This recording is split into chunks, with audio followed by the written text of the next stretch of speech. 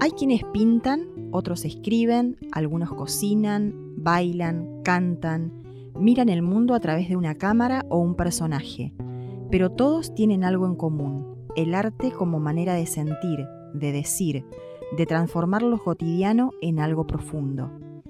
El arte está inmerso desde el origen de la humanidad y siempre ha servido como medio de expresión humana.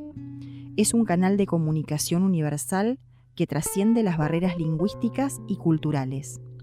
Y aquí, en este rincón de la provincia de Buenos Aires, con sabor a pueblo, nace este espacio radial hecho de pinceladas, palabras, imágenes, para escuchar la voz de artistas, para escuchar sus historias y entender qué hay detrás de cada una de sus obras. Cada semana, de la mano de Nati y sus invitados, viajaremos por los paisajes invisibles del corazón humano. Pintores, poetas, músicos, soñadores tendrán un rincón de este aire que se vuelve refugio. Bienvenidos a Alma de Artista, un espacio donde los silencios también hablan y cada encuentro deja una huella.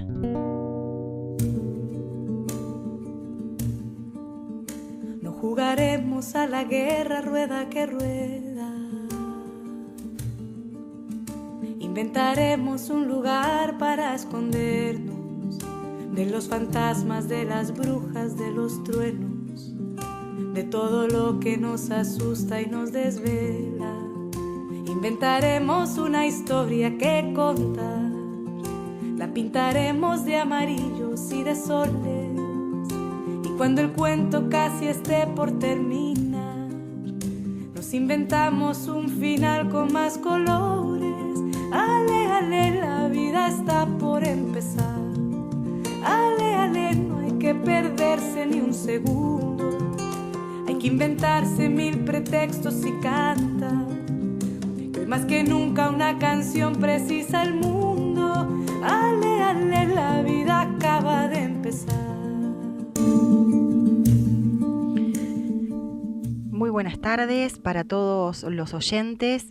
Acá comenzamos con nuestro programa Alma de Artista, el programa donde el arte tiene su lugar. Mi nombre es Natalia Vigali y compartiremos junto con todos ustedes una hora de programa. Como siempre tendremos una entrevista, un invitado de la rama del arte, una columna de mitología y una columna de literatura. Como siempre estamos saliendo por AM 1210 y FM Cóndor 89.7 desde Las Flores, provincia de Buenos Aires. Agradezco a todos los oyentes por escuchar nuestro programa, por apoyarnos, por acompañarnos. Y muchísimas gracias a dos personas que hacen realidad este programa también: Bruno Gioiosa, nuestro operador técnico, y Carlos Carricaburo, nuestro productor. Para comunicarnos con nuestro programa lo pueden hacer Martín, nuestro compañero acá en el estudio, nos va a decir a través de cómo comunicarse con nosotros. Martín, buenas Bien. tardes. ¿Cómo va? Bien. ¿Qué tal, Nati? Un placer Bien. volver a encontrarnos en otra nueva ocasión de Alma Artista. Así que bien, contentos. Vamos a pasarles de nuevo nuestros contactos. A través de WhatsApp nos pueden encontrar al 2244 5046 11. Por YouTube nos pueden buscar como Alma Artista Radio Las Flores. Y por Instagram nos pueden encontrar como Alma Artista Entrevistas. Muy bien, muchas gracias. Aquí comenzamos con nuestro programa del día de hoy. Gracias por escucharnos. En lo más profundo del tiempo, cuando los dioses caminaban entre los hombres y las estrellas tejían destinos, nacen los mitos. Historias siempre vigentes que cruzan los siglos. Ahora, en Alma de Artista, viajaremos a través de lo sagrado y lo profano entre héroes, dioses, musas, laberintos y oráculos. Porque detrás de cada mito hay una verdad escondida, una metáfora que aún late en nuestra memoria y que es a veces la mejor manera de entender el presente. Buenas tardes. Como sabrán, cada programa comparto con ustedes un mito o leyenda. En esta ocasión leeré el mito de Esculapio para la mitología romana o Asclepio para la mitología griega. Aquí va la versión griega. Corónide, hija de Flegias, el rey de los Lapitas, vivía en la orilla del lago Beoves, en Tesalia. Se cuenta que era tan bella que al verla, Apolo cayó rendido a sus pies y se hizo su amante. Los enamorados pasaron largos días juntos, y ella quedó encinta. Ambos querían seguir en compañía, pero Apolo debía regresar a Delfos para atender ciertos asuntos. Antes de irse, dejó un cuervo de plumaje blanco como la nieve, para que la vigilara mientras él estaba ausente. Corónide sentía desde hacía un tiempo una pasión oculta por Isquis, y aprovechando la ausencia del dios Apolo, se hizo su amante. El cuervo, al enterarse de este romance, salió volando hacia Delfos para informar del escándalo y ser elogiado por su vigilancia. Pero Apolo ya había adivinado la infidelidad de Corónide, y por tanto maldijo al cuervo por no haber arrancado los ojos a Isquis cuando se acercó a la joven. Por obra de esta maldición, el cuervo se tornó negro, y todos sus descendientes han sido negros desde entonces. Cuando Apolo le contó lo sucedido a su hermana Artemis, ella se vengó disparando todas sus flechas contra Corónide. Después, observando su cadáver, el dios sintió remordimiento, pero aunque hubiese querido, era imposible devolverla a la vida, porque su espíritu ya había descendido al Tártaro. Entonces, pensó que seguramente su hijo todavía vivía. Por eso acudió a Hermes, quien arrancó al niño vivo de las entrañas de su madre. Al ver a su hijo, Apolo le dio el nombre de Asclepio y decidió encargarle de su crianza y educación a Quirón, el centauro sanador. De este modo, el niño creció con un maestro que conocía muy bien las artes curativas, por lo que desde muy temprana edad se familiarizó con las plantas medicinales, las técnicas de tratamiento y llegó a ser un experto en cirugía. En una ocasión, Atenea le había dado 2 frascos que contenían sangre de la gorgona Medusa. Uno de los frascos tenía la sangre que había sido extraída de las venas de su costado izquierdo. Con ella podía resucitar a los muertos, mientras que el otro contenía la sangre extraída del lado derecho, con la que se podía matar a alguien al instante. Pero Asclepio solo aceptó la primera. Entonces se dividieron la sangre entre ellos. Él la usó para salvar vidas y revivir personas, mientras que ella la empleó para destruir y provocar guerras.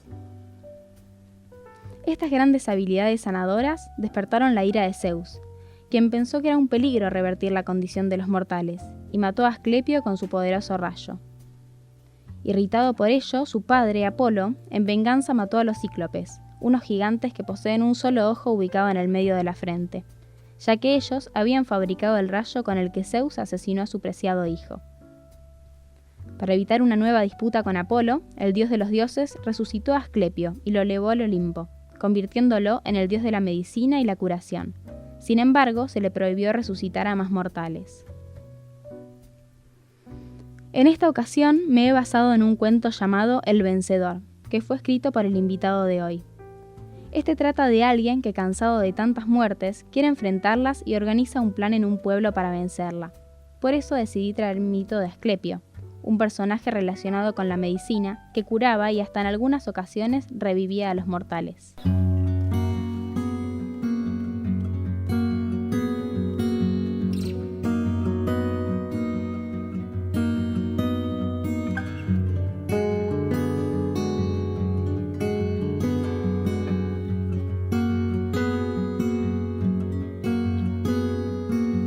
Recuerdo el día en que te vi partir, miré tus ojos y no eras vos.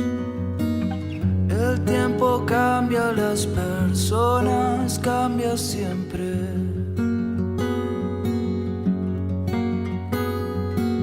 Y al dar la vuelta ibas dejando atrás las cosas que quisimos abrazar. Niños fuimos al pensar que esto sería para siempre. Algo de vos, algo de mí,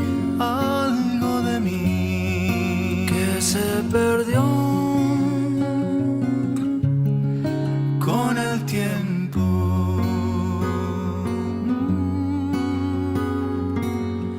Viaje no era viaje para mí. Estrellas de la noche, guíenme.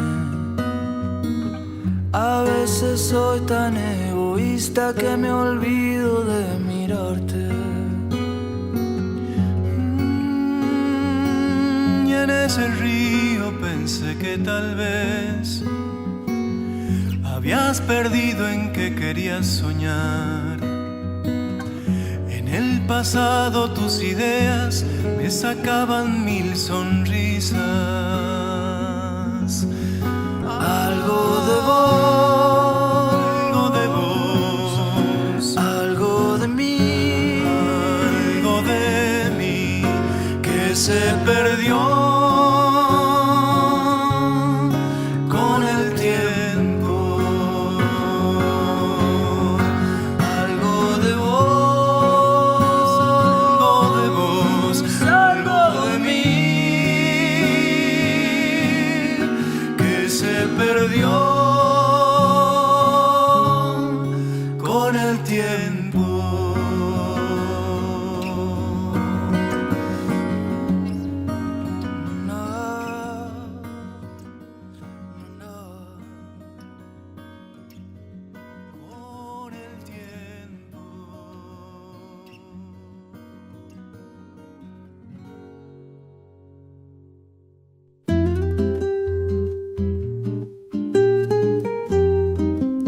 Detrás de cada obra hay un mundo, un gesto, una duda, una tristeza, una esperanza y una historia que merece ser escuchada. En Alma de Artista nos sentamos frente al alma del creador para acompañarlo en el relato de su viaje, porque cada trazo, cada nota, cada palabra, cada imagen lleva consigo una búsqueda. Hoy abrimos esa puerta y nos dejamos llevar por la emoción de ese viaje y dejamos que el arte hable a través de quien lo cree. Bueno, en el programa de hoy tenemos el placer de presentar a un invitado cuya vida está marcada por el arte, la educación y la curiosidad. Curiosidad por los viajes, el turismo, los idiomas, apasionado por la lectura y la escritura. En su camino también aparecen pasiones intensas por las motos, el deporte, la aviación y la vocación docente. Es profesor de inglés e informática y autor de 4 libros. En la actualidad es director de Cultura de la Municipalidad de Las Flores. Nació un 25 de octubre, compartiendo fecha de cumpleaños con su abuelo paterno, inmigrante italiano, de quien hereda su pasión por Italia y sus costumbres, y quien marcó junto con la abuela recuerdos imborrables que dejaron huellas en su vida y sus pasiones. Creció acá en Las Flores, donde el barrio y los amigos fueron y son parte de su identidad. Hoy en Alma de Artista recibimos a Juan Bautista Saladino. Gracias, Juan, por venir al programa. Buenas tardes. Gracias a ustedes por la invitación, gracias por tan linda reseña de presentación. Muy feliz, muy contento. Un placer realmente estar acá en Radio Las Flores, una radio que, estuve ya la conocés un montón. Sí, muchos años compartiendo acá con gente de la radio, realmente aprecio mucho, lo disfruté mucho, se disfruta tanto hacer radio y esta conjunción de la radio con la parte cultural, este programa que tienen ustedes y más como proyecto familiar me parece fabuloso, me encanta. Gracias. Así que felicitaciones por eso y por muchísimos programas más. Gracias. Juan, en la presentación yo dije que tenías 4 libros escritos y nos encantaría que nos cuentes un poquito de qué tratan. Sé que algunos son de poesía, otros de prosa. Contanos un poquito eso. Bien, sí, tengo 4 libros. Los 2 primeros son de poesía. Nadie te enseña a vivir, el primero, Inconcluso, el segundo. Y los 2 últimos son de narrativa, El Cangrejo Negro Voces del Más Acá, que es el último libro, que lo presenté, digamos, este año. Hace 2 años que lo tengo editado, lo tenía guardado ahí en una caja, no se daba el momento, porque cuando pienso en la presentación de un libro es más allá. Es más que eso, digamos, para mí. Como que tengo que tener el tiempo para planificar ciertas cosas, tengo que procesarlo internamente. Así que sí, muy feliz con esto de escribir libros, porque desde chico lo soñé. Y siempre cuando doy por ahí alguna que otra charla en alguna escuela, incentivo a los chicos que sigan sus sueños, porque yo de pequeño digo, algún día me gustaría ser escritor, y hoy en día lo soy, o sea que está buenísimo poder lograr los sueños. Qué bueno, qué bueno. Bueno, bárbaro, muy lindo, Juan. Gracias por acompañarnos. La verdad que un placer tenerte en nuestro programa, que seas parte de nuestros invitados de lujo, y felicitarte por estos 4 libros. Y quería preguntarte, siguiendo con el comienzo de la charla que decía Nati de estas obras, presentaste hace poquitos días tu última obra, en un marco excelente en el Salón Rojo de la Municipalidad. ¿Cómo fue eso? ¿Qué se siente? ¿Qué sensación deja en el autor, en el escritor, en este caso? Sí, es muy enriquecedor, y es muy emotivo también, porque bueno, en la presentación tenés a la familia, tenés a los amigos, tenés a la gente que vos querés que esté ahí, más allá de público en general. Y editar un libro es mostrar gran parte de uno.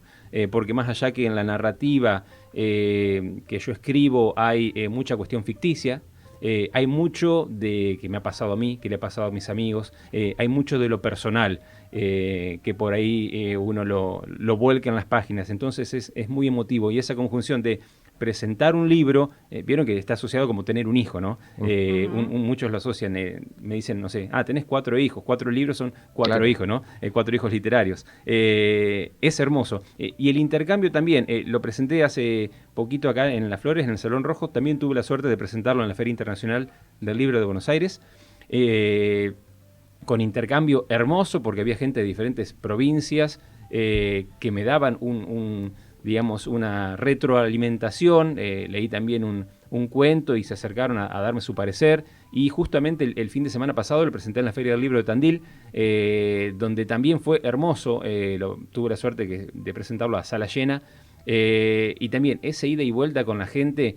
No sé, leí un cuento del COVID, que fue el mismo que leí acá, y en la sala había una viróloga que levantó la mano y me hizo una apreciación con respecto a eso, un genetista también dando su parecer con respecto al cuento que había leído, bueno. Y después, hablando de algún que otro relato, también surgieron, no sé, que había psicólogos, que había abogados, que además participaban, daban su opinión, me hacían preguntas, y eso es realmente tan enriquecedor. Uno realmente, a mí me alimenta el alma. Sí. Es difícil hasta seguir escribiendo. Sí, totalmente, sí. Claro. Sí. Qué bueno. Juan, ¿y desde cuándo escribís? ¿Desde cuándo escribís es una pregunta, ¿no? Ajá. Pero además, ¿cuándo fue el momento que dijiste voy a editar mi primer libro? Bien. O sea, ¿qué te llevó a eso? Bien, muy buena pregunta. Escribo desde pequeño. Claro. Siempre me interesó mucho. Es más, antes de escribir, yo a los 3 años siempre me decía mi papá y mi mamá, vos decías, yo quiero que me enseñen a aprender. A los 3 años. Siempre me gustó aprender de todo.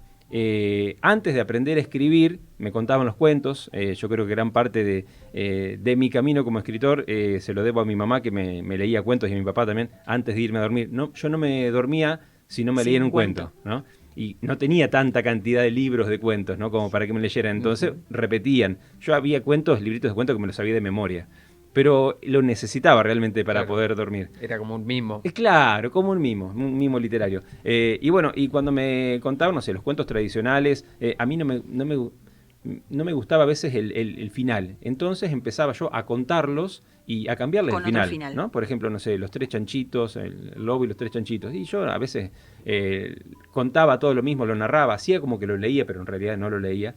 Y transformaba el final, no sé, y lo hacía que el lobo se los comía a la parrilla, ¿no? Algo no muy infantil, pero bueno, para cambiarle el final. Y después, cuando comencé a escribir, ya, escuela primaria, no sé, siempre me interesó. Y una de las primeras cosas que escribí fue un poema a un chingolo. Chingolo es un pajarito, ¿no? Como un gorrión, sí. ¿No? Que siempre visitaba el patio de mi casa. Es más, y lo escribí en una tela, lo tengo escrito todavía, lo escribí en una tela, lo dibujé, lo pinté. Eso es uno de los primeros recuerdos que tengo. Y volviendo a tu pregunta de por qué decidí editar mi primer libro, fue un proceso difícil, porque además el primer libro hablaba mucho de mí, pero de muchas cosas hasta que yo por ahí no había dicho, no me había animado a decir. Entonces era... Mostrarte claro, era exactamente. totalmente. Y por eso también la imagen de tapa de mi primer libro, que es un hombre en posición fetal, totalmente desnudo. Es como mostrarse y también como salir al mundo. Me costó, lo pensé muchas veces, lo pensé hasta que por ahí tuve un impulso y charlamos con la editorial y demás, lo mandé. Casi que me arrepiento, pero bueno, ya lo había mandado a la editorial porque me daba vergüenza. Yo digo, ¿qué hago? ¿Qué van a decir? Pero después el ida y vuelta fue tan enriquecedor.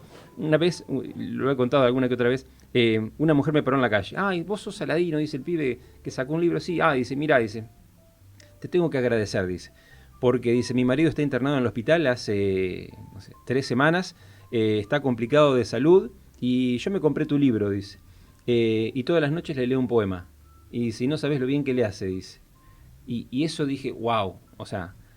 cosas no. impensadas. Sí. En Lograr un que, momento. claro, que una persona en un momento difícil se vaya a dormir con una sonrisa a través de la literatura, de algo que yo había escrito, me pareció fabuloso. Y como eso tuve varias anécdotas más que me alentaron a seguir. La decisión difícil fue publicar el primer libro. Ahora, con lo que me pasó después, ya me embalé, por así decirlo. Un estímulo. Claro, un estímulo tremendo, un estímulo tremendo. Sí. Juan, ¿y vos sentís que en tus 4 libros hay como un recorrido de temas que se van repitiendo o cosas que por ahí te atrae más, ya sea de mostrar o de escribir ficción, no importa, ¿no? Sí, de mostrar lo tuyo o de algo de ficción, que vos sentís que hay como temas recurrente, por así decirlo. Exacto. Sí lo hay. Me gusta mucho escribir sobre lo que tenemos cerca y por ahí no le damos importancia, sobre el pueblo, sobre las historias inventadas, modificadas, ficticias, ficcionadas, como quieran llamarlo. Me gusta escribir sobre los clubes del pueblo porque me parece que son fundamentales para la inclusión de los niños. Me parece que son tan necesarios. Me gusta mucho escribir sobre, creo que el ADN argentino. En el libro de Cangrejo Negro y en el nuevo que saqué, hay un cuento en cada uno de ellos dedicado a los inmigrantes, porque bien como lo dijeron bien en la presentación, yo lo siento como una necesidad de escribir, porque vengo de ahí y no puedo no escribir algo de los inmigrantes. Claro. Continuamente tengo a modo también de homenaje, porque imagínense que, no sé, dejar su tierra en aquel momento, ¿no? Yo pienso en mis abuelos, dejaron su tierra para venir a un país donde ni siquiera tenían el mismo idioma. No es hoy, como hoy en día que no tenés, que hoy hay conectividad, pantalla, foto, podés mandar video, no había nada, o sea, no se sabía qué iban a encontrar. ¿Cuándo volvían? Si lo iban a volver a ver, o sea, es algo, familia, si uno se pone a pensar, es realmente admirable. Entonces yo siento que necesito en parte darle un homenaje, hacerle un homenaje a ellos con un cuento, con algún poema y demás. O sea que, ya te digo, las historias de barrio me parecen que son fundamentales. Todo lo que tenga que ver con la identidad local, que hoy en día por ahí no se aprecia, o vieron que por ahí a veces no apreciamos a una persona, no sé, que vive cerca, pero en realidad es un artista. Pero si es, no sé, Cachito el de allá a la vuelta, pero Cachito el de allá a la vuelta tiene una historia, tiene una cultura tremenda, y a veces no valorizamos lo que tenemos en el pueblo. Por eso es también como una especie de... revalorizar ese tipo de cosas. Sí. ¿Y tenés una metodología para escribir o te van surgiendo las cosas? Hay momentos, aprovecho cuando siento la inspiración. Cuando Bien. Estoy inspirado, por ejemplo, tengo un libro de poemas que lo escribí en un mes, que no lo tengo editado, ¿no? Tengo como 2 o 3 libros más escritos y guardados. Cuando tengo la inspiración, no puedo parar de escribir. Me sale, no puedo parar de escribir. Ahora tengo tiempo de sequía también. Hay años que por ahí no puedo escribir nada, pero por ahí hay una temporada que en 2 meses te escribí 2 libros. O sea, claro. no lo manejo eso, no sé. Tiene que ver obviamente también con el tiempo disponible, el tiempo libre, con esa conexión. Hay mucho también de proceso interno, ¿no? Pero sí que siempre que escribo algo, me gusta dejarlo macerar. Yo lo digo así. Lo dejo 1 o 2 años guardado. sin mirar, sin nada. Entonces al tiempo lo vuelvo a mirar y ahí le hago como una especie de corrección, porque ahí tengo otra visión de lo que escribí, una visión un poquito más alejada de ese momento. Entonces me sirve para hacer una corrección, cuestión también de sentido y demás. Pero realmente la escritura es un proceso que disfruto muchísimo. Qué bueno. Bien, Juan. Una de tus pasiones es viajar. Sí. ¿Hay algo que hayas transmitido a través de tus cuentos o poemas de tus viajes, por ejemplo? Muy buena pregunta. Sí, bueno, por ejemplo, en el cuento de el vino de Lorenzo, y haciendo referencia a lo que leía, a lo que comentaba hace un ratito de que tiene que ver con los inmigrantes, hay mucho del paisaje que vos ves, no sé, por ejemplo, en el pueblito de mi abuelo, donde se transcurre esta historia, que tuve la suerte de vivir, de transitar esas calles. Entonces, hay descripciones y cuestiones que no las tengo que andar googleando ni nada, digamos que son sentimientos y cuestiones que las sentí, que las viví en su momento. Gran parte de lo que escribo tiene que ver con algo que experimenté, y lo trato de volcar, en los cuentos o en las poesías. Sí. Divino. Bueno, Juan, tenemos que hacer una pequeña pausa con un temita musical. Ya volvemos con más Alma de Artista y con Juan Bautista Saladino.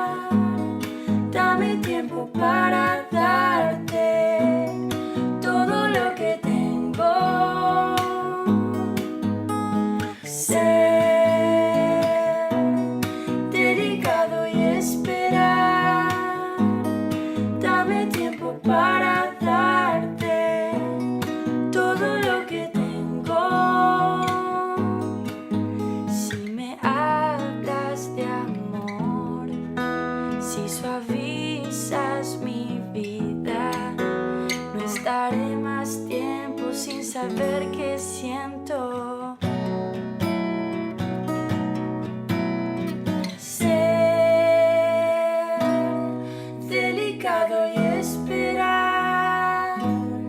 Dame tiempo para darte todo lo que tengo. Ser delicado y esperar.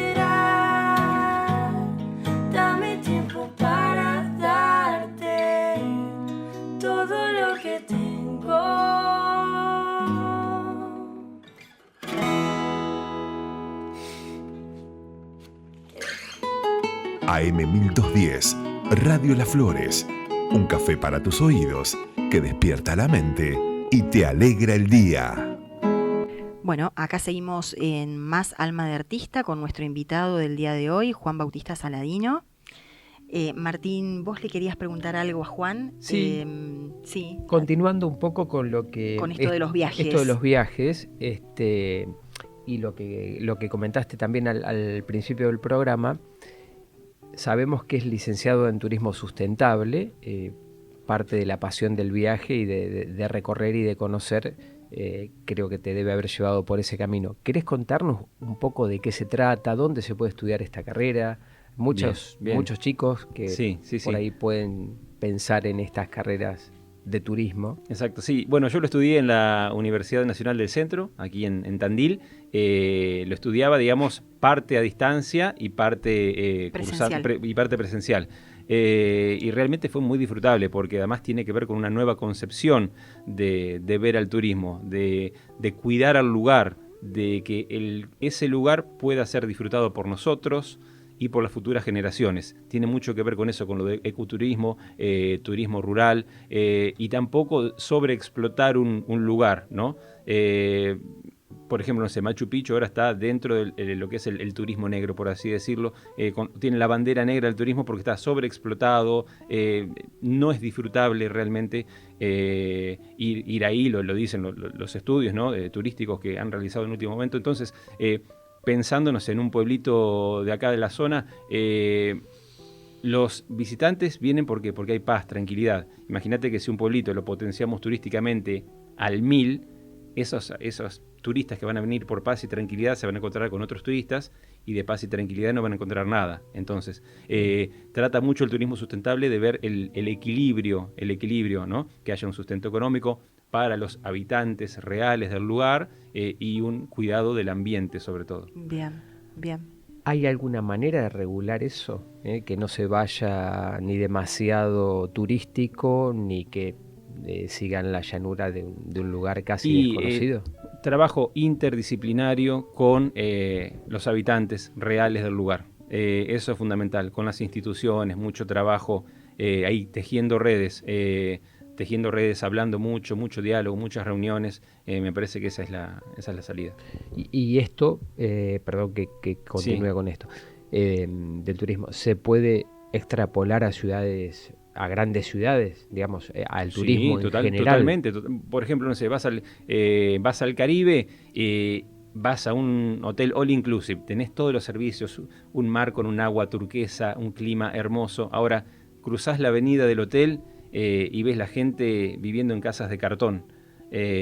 O sea, esa desigualdad que ves ahí no es un turismo sostenible, no es un turismo sustentable, porque esa riqueza son de empresarios seguramente de otro país que no vuelcan nada en la gente del lugar. El turismo, digamos, es bastante complejo de estudiarlo. Hay un montón de factores para tener en cuenta en eso. Bien. Qué interesante. Juan, siempre fuiste como muy curioso, ¿no? Exacto, sí. A ver, sí. ¿Has incursionado en otros artes? Sí. A ver. Sí. Bueno, por ejemplo, en el semanario local de aquí de la ciudad hago la contratapa de humor gráfico hace ya como 8 años. Siempre me gustó dibujar también, crear. Bueno, también he realizado fotografías, he participado de concursos literarios, he participado de alguna que otra revista internacional en la parte gráfica, con alguna que otra historieta. Me gusta incursionar por varios ámbitos. También he realizado una muestra pictórica acá, hará 2 años, de la primera muestra que hice de cuadros. También con una visión también de la identidad, sobre todo rural, y con un vuelo también artístico, por así decirlo, y pictórico, un poco personal.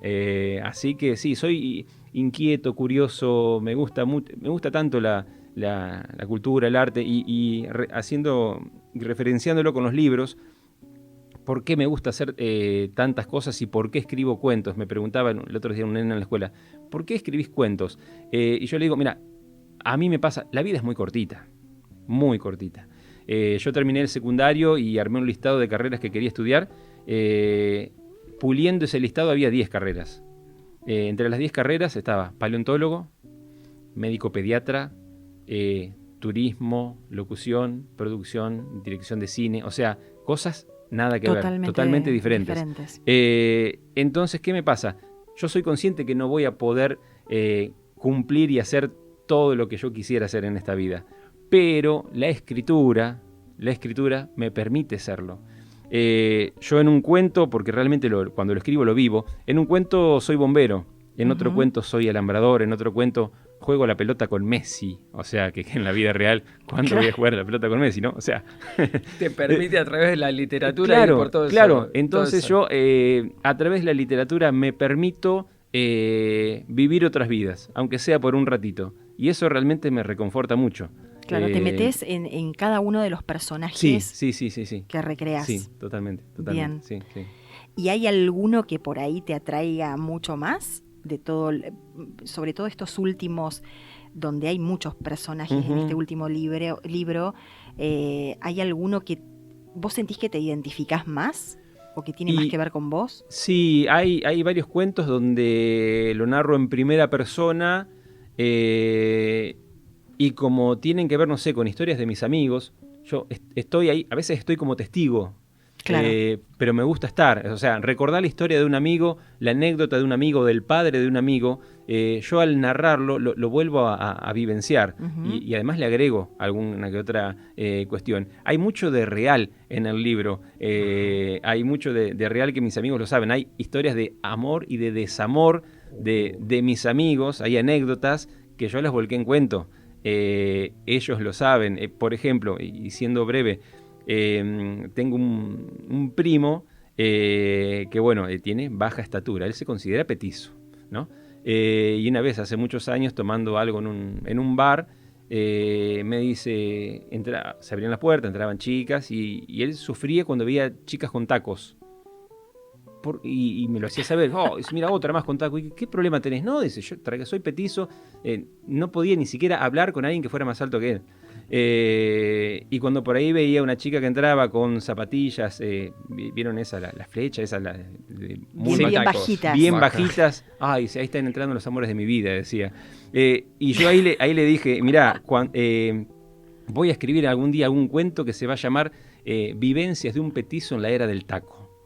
Y lo escribí, está en mi último libro, y cuenta una historia de desamor, un poco condimentada, ¿no? Con ciertos detalles que lo hacen un poquito más literario, con otro nombre, obviamente, porque no lo voy a quemar, pero, digamos, saco mucho de la realidad, y me gusta hacerlo, porque también es una manera de homenajear a mis amigos, ¿no? Claro. O a alguien de mi familia, porque los libros siempre quedan en alguna, no sé, en alguna biblioteca, en algún cajón, los libros quedan, y es también una forma de homenaje.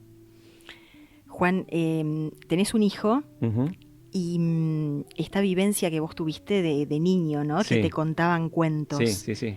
¿Lo repetís con Valentino o...? Sí, lo repito, no todas las noches. ¿Él pide? Sí, él pide. No todas las noches, pero lo repito. Leo cuentos, y además le gustan mucho los libros. Yo creo que si le das un libro y un autito, elige el libro. Le encanta. Y lo disfruto mucho de compartir eso con él. Y haciendo referencia también a lo que decía hoy, que uno de los libros que tengo ahí en maceración se lo escribí para él. Es un libro de poesía, pero para cuando él sea grande. Está como dedicado a él, y para cuando él entienda, digamos, muchas cosas de la vida, del paso del tiempo, y bueno, como demás, no sé si recomendaciones o consejos que por ahí le da un padre a un hijo. Y volviéndole de hoy, vos fíjate que mi hijo nació en plena pandemia. Claro. Pandemia, motivación, sentimientos nuevos, o sea, ahí tenía una fuente, digamos, de escritura. De inspiración. Sí. Se dio. Sí. Fue hermoso. Sí, y a la vez más tiempo también, ¿no? Sí, tal vez. Sí, totalmente. Él nació el 6 de julio del 2020. En esa semana se había aparecido recién el primer caso de COVID acá en Las Flores. O sea, todo su primer año lo viví, digamos, 24/7 con él. O sea que más allá de lo difícil de la pandemia, a nivel personal, lo disfruté, digamos, ese primer año a pleno con él. Un año difícil. Exactamente, sí.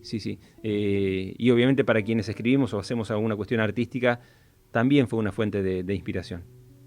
Qué bueno. ¿Hay algún lugar en el mundo que sientas que es tu lugar? Las Flores. Bien. Sí, Las Flores, sin duda. He tenido oportunidades y propuestas laborales hasta de otro país. Una vez hacía de intérprete con americanos que venían acá a la Argentina, venían a cazar. Yo hacía de intérprete, los guiaba y de guía con ellos y más de una oportunidad me ofrecieron trabajo allá en Estados Unidos, en diferentes lugares, y siempre elegí Las Flores.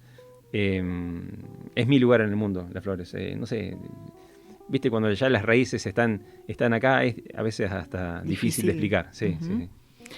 Juan, vos sabés que a nuestros invitados les hacemos una pregunta, para todos la misma, que tiene que ver con si tuvieras la posibilidad de cambiar algo en el mundo, ¿qué cambiarías? Bien.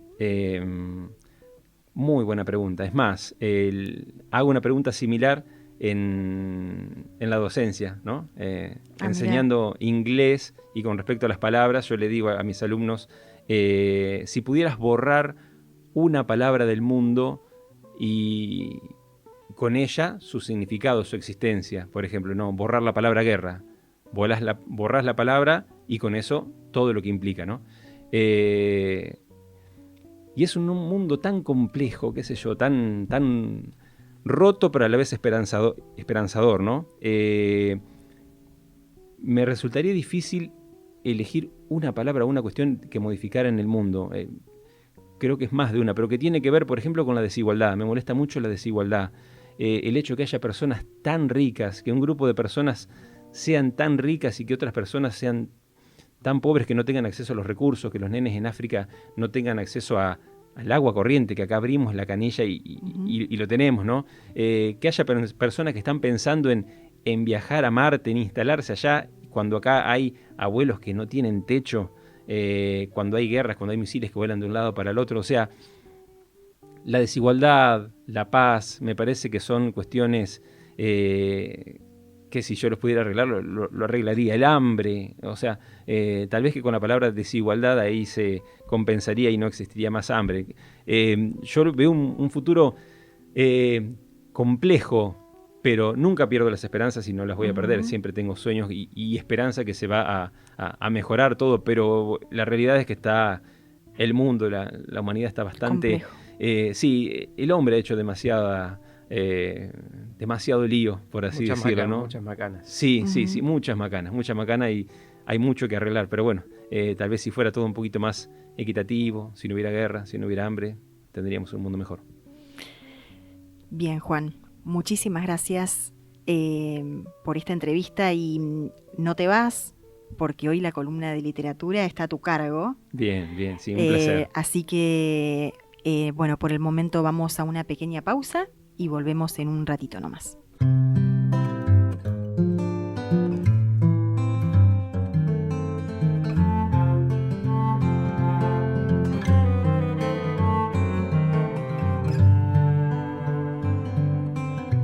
Cuando no tenía nada deseé, cuando todo era ausencia esperé, cuando tuve frío temblé, cuando tuve coraje llamé. Cuando llegó carta la abrí, cuando escuché a Prince bailé, cuando el ojo brilló entendí, cuando me crecieron alas volé. Cuando me llamó allá fui, cuando me di cuenta estaba ahí, cuando te encontré me perdí, en cuanto te vi me enamoré. Amara Zaya soye, Zaya, Zaya, Aingadha. Oh, Amara Zaya soye, Zaya, Zaya, Aingadha.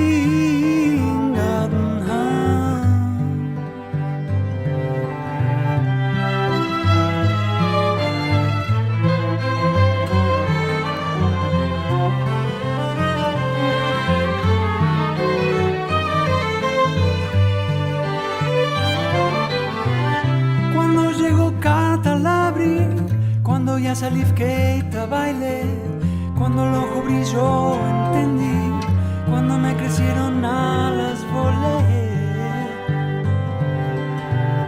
Cuando me llamó allá fui, cuando me di cuenta estaba ahí, cuando te encontré me perdí, en cuanto te vi me enamoré. Amara Zaya soye, Zaya, Zaya, Ainganha. Oh, Amara Zaya soye, Zaya, Zaya, Ainganha. Oh, Amara Zaya soye, Zaya, Zaya, Ainganha.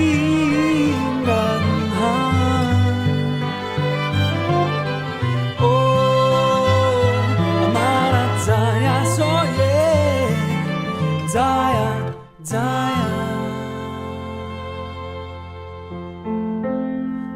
Hay palabras que rozan, que acarician, que arden, palabras que nos abren puertas y nos invitan a habitar el universo de la literatura.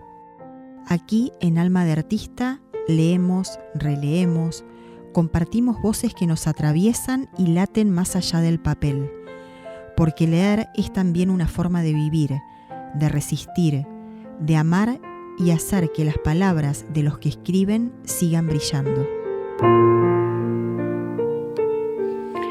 Bueno, seguimos en Alma de Artista con nuestro invitado Juan Bautista Saladino. Él va a ser el encargado en el día de hoy de la columna de literatura. Estamos saliendo por Radio Las Flores, AM 1210 y FM 89.7. Bueno, Juan, nos has traído algo para leer de tu libro, El Cangrejo Negro. Bien. ¿Querés empezar a leer? Bueno, sí, bueno, tiene que ver con la muerte y a su vez con el pago chico, con el pueblo. Es un libro es un cuento de mi libro El Cangrejo Negro que se llama El Vencedor. Anselmo Fabián Benítez tenía un don particular. Vulgarmente decían que era medio brujo, de esos que no solo curaban un mal de ojo o alguna simple dolencia, sino que además había sido parte de situaciones milagrosas y también podía predecir el futuro. Se comentaba que a menudo tenía visiones que muchos atribuían a que era un enviado de Dios y que seguramente en un futuro sería canonizado como San Anselmo.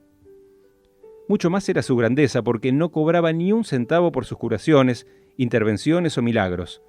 Él no lo hacía porque tenía su propio trabajo y a pesar de ganar muy poco, le era suficiente para pagar sus pocos vicios. Unos tragos con amigos en el bar del Chueco y alguna que otra apuesta cuando se juntaba a jugar a las cartas en el galpón de Víctor.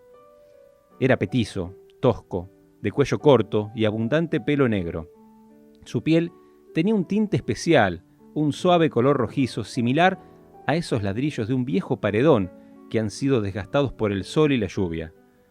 Sus manos grandes y curtidas claramente denotaban su trabajo como peón rural, donde su experiencia como alambrador le había valido varias cicatrices. Sin embargo, a pesar de su rusticidad, tenía una mirada que derrochaba paz y bondad, como si sus ojos no se correspondieran con ese cuerpo bruto. La gente esperaba ansiosa los fines de semana porque era cuando él regresaba al pueblo después de su trabajo en el campo. Se organizaban para no agolparse demasiados porque, así como tenía una mirada pacífica, tenía un carácter muy fuerte y en ocasiones era bastante renegado, lo cual había provocado que varias veces amenazara con no atender más a la gente, porque sus seguidores aumentaban semana a semana. Aunque rápidamente se le pasaba el enojo y daba lo mejor de sí para ayudar a todos. El problema comenzó cuando varias de las personas que Anselmo atendía murieron. Así, de repente, de muerte natural y sin padecer ninguna enfermedad grave. Entonces comenzó a sentir algo malo estaba sucediendo, algo extraño y fuera de lo habitual. Cualquiera hubiera atribuido eso a algo casual, una mala racha de esas que a menudo pasan. Después de todo, dicen que la muerte es la única certeza en esta vida. Pero él presentía que algún ser maligno estaba ensañándose con su pueblo. Fue así que tomó una semana de vacaciones en su labor rural y se dedicó de lleno a investigar qué estaba sucediendo. Se dirigió al hospital, donde ciertas veces lo habían llamado los propios médicos cuando desconocían el mal de algún paciente, derivándole casos extraños a los que él atendía gustosamente. Habló con doctores y enfermeras. Charlaron largo y tendido acerca de síntomas y muerte súbita, pero nada de lo que le explicaron lo convenció. A la salida se cruzó con doña Carmen, la dueña de la despensa, a quien siempre desde pequeño le había comprado las golosinas y facturas que tanto le gustaban. Ella le dijo que andaba mareada, con dolor de cabeza, así que Anselmo caballerosamente la acompañó hasta su casa, a unas pocas cuadras de allí, y le llevó las bolsas. Estuvieron hablando un largo rato en la puerta, porque Carmen siempre tenía algún chusmerío que dejaba para contar a último momento, y así extender la intriga que hábilmente planteaba. Cuando se despidieron, ella ya se había olvidado de su dolor de cabeza. Anselmo caminó unos metros y en la esquina giró a la izquierda. A los pocos pasos le pareció que Carmen lo llamaba, así que volvió, pero ella ya había entrado a su casa. Se dio un baño con agua fría para estar con todos sus sentidos despiertos, porque presentía que así tenía que estar. Estaba sucediendo algo extraño y él debía descubrirlo. De repente golpearon insistentemente su puerta. Antes de abrirla supo que quien llamaba estaba llorando. Era María, la hija de Carmen, que entre sollozos desconsolados intentaba hablar pero no podía. No hizo falta. Anselmo salió corriendo hacia su casa. Varios vecinos estaban agolpados en la puerta donde hacía unos minutos él mismo había hablado con Carmen. Le abrieron paso y entró. Ella estaba muerta y tendida en el piso. No tenía signos de violencia y todo hacía suponer un desenlace natural y repentino. Fue en ese momento cuando confirmó que sus sospechas no eran erróneas. La muerte se había instalado en su pueblo y le había declarado la guerra. Sin dudas, era algo personal. Así se planteaba la lucha entre el bien y el mal. Al otro día, el cielo se enfureció repentinamente, quizás como presagiando una dura batalla. Los cúmulus nimbus que solo cubrían esa región eran imponentes, de todas las tonalidades de grises, y parecían querer aplastar aquel pequeño poblado. Doña Elsa fue a la casa de Anselmo porque su esposo Arturo, el panadero del lugar, otra vez estaba con problemas bronquiales y alérgicos. Sería cuestión que le diera una de esas hierbas que les regalaba para preparar alguna infusión. Sin embargo, él prefirió visitarlo. Arturo estaba sentado en la cocina con una toalla sobre la cabeza y los hombros, aspirando el vapor que salía de una lata de dulce quemada por fuera, que contenía hoja de eucaliptus medicinal y agua hirviendo. Arturo estaba bien, aunque algo demacrado por no haber podido dormir las 2 noches anteriores a causa de su malestar. Como era costumbre, no había ido al hospital para no cruzarse con Roberto, el médico que, según él, le había quedado debiendo plata y por eso no pisaba ese lugar para evitar una pelea, ya que como todo vasco era muy carentón y no podía controlar su ira a pesar de su avanzada edad. Anselmo lo revisó, le hizo unas preguntas acerca de su historia clínica y finalmente le recetó un té de varias hierbas medicinales que le haría muy bien. Seguramente al otro día, cuando despertase, se sentiría renovado. Antes de irse pidió permiso a Elsa para echar una miradita por toda la casa, inquietud que ni siquiera necesitaba un justificativo por ser quien era él. Fue una noche demasiado tranquila en todo el pueblo. Ni siquiera los perros y el viento se animaron a cortar con tanta calma y dicen que hasta los árboles no se atrevieron a desprenderse de una simple hoja. Era preocupante, como la calma que antecede el huracán. Sin embargo, Anselmo tuvo un plácido descanso, ya que lo asediaron las pesadillas y una terrible fiebre que cuando despertó no supo si se había sido real.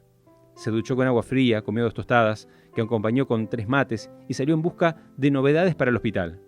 Caminando hacia allí se detuvo en la casa de Arturo y preguntó a su mujer cómo estaba, quien sonriente dijo que andaba de maravilla y que justo en ese momento se estaba bañando. Ya más tranquilo, Anselmo continuó su marcha. Pero esa paz duraría demasiado poco. Al llegar, vio que la ambulancia salía rápidamente. Le hizo una seña a su chofer, se detuvo, le dijo que se dirigía a la casa de Arturo.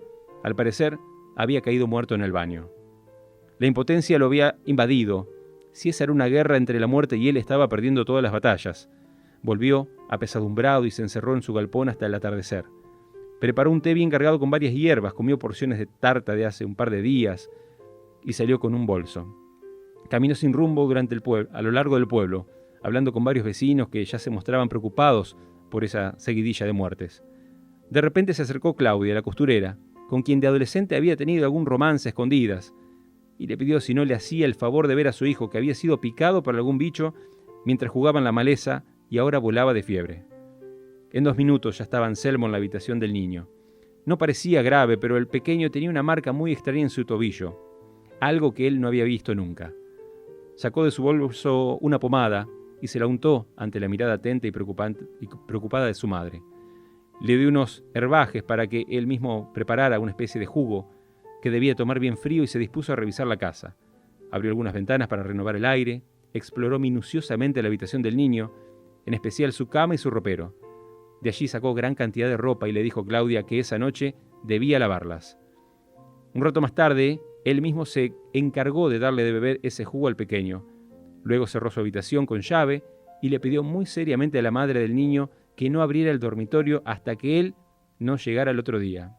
Ella aceptó, sin disimular su nerviosismo.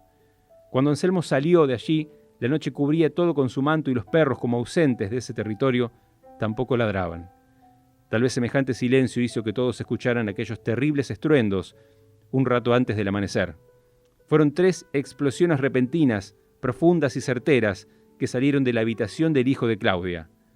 Hasta los enfermos del hospital y los abuelos del asilo salieron para ver lo que sucedía. Se abrió la puerta de la habitación del pequeño y salió Anselmo, sonriente y con el niño tomado de la mano. Para eso, ya todo el pueblo estaba ahí, queriendo saber lo que había acontecido. El chico salió y enérgicamente les dijo: Anselmo mató de 3 escopetazos a la muerte.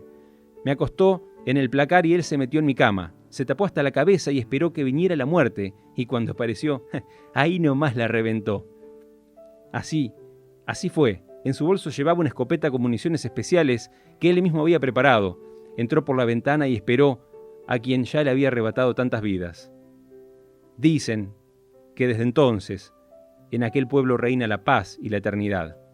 Ya no hay muertes y el presente parece dilatarse, desafiando todo tipo de leyes. Muchos lo buscan sin saber dónde queda, y otros se van de él sin saber dónde estaban. Bueno, y así llegamos al final de nuestro programa del día de hoy. Soy Natalia Vigali y quiero agradecer a todos los oyentes por escucharnos, por apoyar en nuestro programa. Por supuesto, a nuestro invitado del día de hoy, a Juan Bautista Saladino, de acá de Las Flores, que nos comentó un poco su obra y su arte. Gracias Bruno Gioiosa, nuestro operador, y Carlos Carricaburu, nuestro productor artístico. Recuerden que estamos saliendo por Radio Las Flores, AM 1210 y FM 89.7. Y quiero que Martín cuentes un poco de qué manera comunicarse con nuestro programa. Bien. A través de las redes. Claro, ¿sí? A través de WhatsApp lo podemos hacer muy fácilmente, del 2244 50 46 11. También por YouTube nos pueden encontrar como Alma Artista Radio Las Flores, y sobre todo los programas que por ahí se perdieron los pueden volver los pueden encontrar, o bien alguno que les haya gustado los pueden volver a reescuchar, que eso también está bueno y nos ayuda a difundir nuestro programa. Y por Instagram nos encuentran como Alma Artista Entrevistas. Bien, hasta la semana que viene nos reencontramos como siempre con una hora de programa, con más voces de nuestra ciudad y más arte para compartir. Muchísimas gracias por escucharnos.